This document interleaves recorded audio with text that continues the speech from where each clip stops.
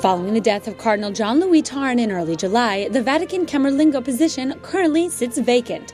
In addition, the Dean of the College of Cardinals, Angelo Sodano, is now 90 years old. With both of these offices to be filled in the future, their significance cannot be understated.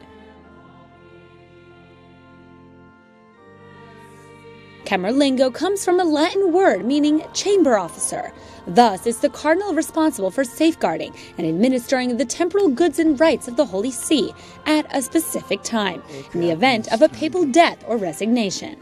Well, historically, the Camerlengo was the figure who sort of ran the Catholic Church during a sede vacante, that is, the period after one pope dies or resigns and another is elected, and specifically administered the financial affairs of the Vatican and the Holy See during that period. The Camerlengo is traditionally appointed by the Holy Father. However, if the position sits vacant at the time of a pontiff's death, the College of Cardinals holds a secret vote for interim Camerlengo. His most important role is during a vacant see, usually the period after a pontiff has died. In this case, he's one of only 2 officials to retain their positions in the Curia. There are a few very basic responsibilities left for the Camerlengo, but most of that has been parceled out.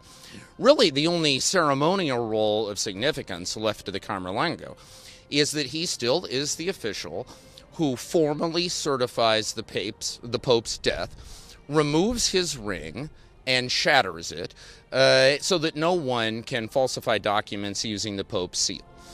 In addition, he must notify the Cardinal Vicar of Rome, who will inform the people of Rome of the Holy Father's death. During the vacancy, the Camerlengo acts as the Vatican City head of state, notifying the College of Cardinals of information normally relayed to the Pope. This office has now been vacant for several months since the death of French Cardinal Jean-Louis Tarn.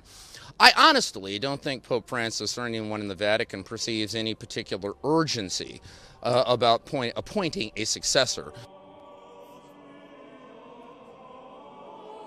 The Cardinal Dean presides over the College of Cardinals, which is responsible for electing the Pope.